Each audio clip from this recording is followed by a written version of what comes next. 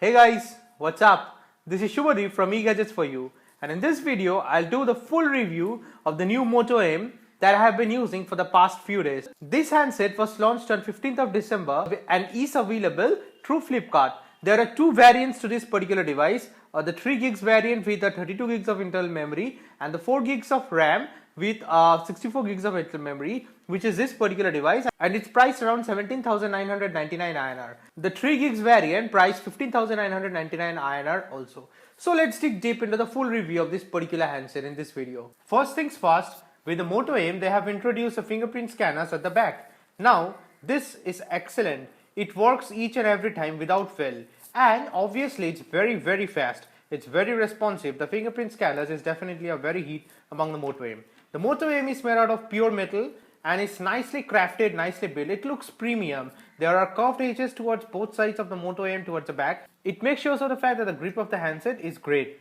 Now if you want to open your handset with this pin code, what Moto M has done over here is that you can put the pin code very easily over here, but after entering the pin code it does not open on its own. You need to tap on this tick mark to open. Okay, let's go to settings. In About Phone, this particular variation is available with Android 6.0, which is Marshmallow. It will soon get the Nougat update as well. And like I have mentioned, it's a 64 gigs variant in this particular phone, and out of that 10.62 gigs was only used for the Android OS. Rest is free for use for the users and you can use them as per your wish and will, and it supports USB OTG also. Plus additionally it has a provision for a micro SD card that supports up to 128 gigs. Speaking about micro SD card, you will find it in the SIM tray tool over here, but it's a hybrid slot. It uses 2 nano SIMs, or for the second SIM slot you can either use a micro SD card or your second nano SIM. The Moto M, like all its predecessors of the Motorola handsets, has a stock Android experience to it. As a result of which you get good amount of customizations in the settings department. So you can play around with them with the display, the sound and notifications, the storage and USB, the data usages and whatnot. The stock Android experience is surely a hit and great with the Moto devices as always. Speaking about performances, the Moto M handset scores a healthy 54,800 in the Antutu benchmark test. Mind you, it's a mid-range handset, so considering that particular fact, the score is very great in Antutu as well. The Moto M is powered by a MediaTek Helio P15 chipset with 2.2 GHz of an octa-core processor. There are two divisions in the core. So 4 cores are clocked at 2.2 GHz on Cortex A53 and 4 other cores are on Cortex A53 with a clock speed of 1.8 GHz. It has 4 gigs of RAM, 64 gigs of internal memory, runs on Android 6.0, which is Marshmallow, and has a GPU of Mali T860 MP2. The performance of this particular handset, as is quite evident in the gaming review and other steps also, is pretty great. Although it uses a MediaTek chipset, but this is the fastest chipset and a good chipset from MediaTek that I have seen in a long run.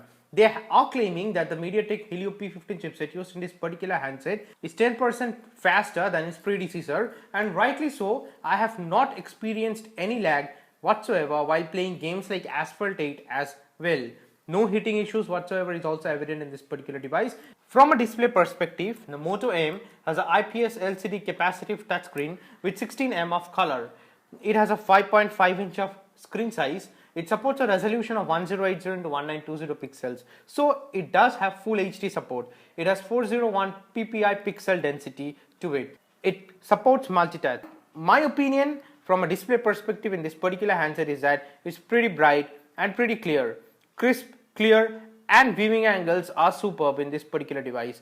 No complaint from the display perspective in this particular handset whatsoever. The main USP of the Moto M is obviously the Dolby Atmos sound output. The speaker grills are present in the rear end over here. So if I play a demo and give you the quality of sound output in this particular device, you will be amazed.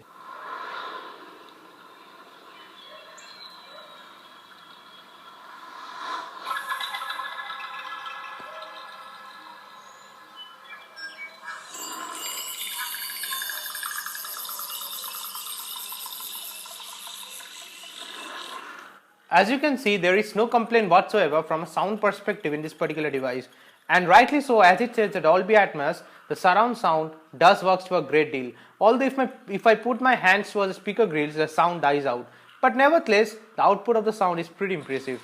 The Moto M has a 3050 mAh of battery sealed at the back. My experience with this particular handset on battery is a mixed one. I have given you the reading that from a 5% charge to 100% charge, what are the usages and what are the battery percentages that it took. You can get an idea from this reading itself.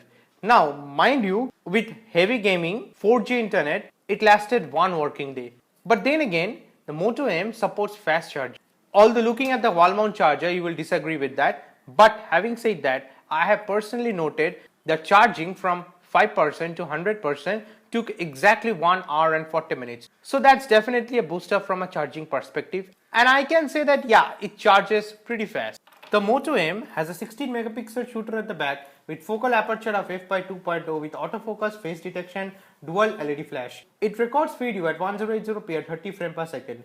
It has a 8 megapixel shooter at the front with a focal aperture of f/2.0. As was quite evident in the dedicated camera review that I have made with this particular device, you have got an idea about the camera performance of the Moto M. My feelings are mixed one again on this. Outdoor capture of the image is superb.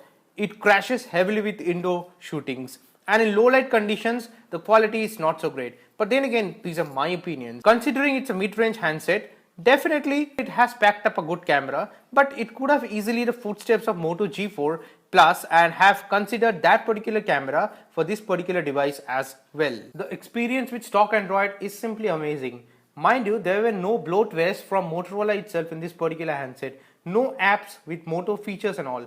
Maybe it has taken over by Lenovo, so that was a precautionary or a measured step taken by Lenovo in order to prevent the apps from Motorola also. If I power off the device from here, there is only option to power off. There is no option to reboot or restart, so as to say. So you have to live with that. The dial pad is very good. It's evenly spaced and the numpads is very easy to type in numbers and make your call. Calling quality is excellent in the Motorola Moto M. The voices are clear, crisp, sound is awesome, and the earpiece does a great deal in making calls. Also the microphone performs equally great. The new set of headphones that is available with the Moto M is excellent in quality. This is a new set of headphones that Moto have introduced in this particular handset, and the sound is just amazing. So that's it guys. I guess these are my reviews and my points regarding the Motorola Moto M handset. I have used this device extensively for the past few days and had made this video. So let me know your views and your opinion in the comment section below. If you have any queries regarding this particular device, then also shoot me a question in the comment section below. And if this video was helpful, please don't forget to subscribe and hit the like button. Hope this video helps. That's it guys. Bye for now.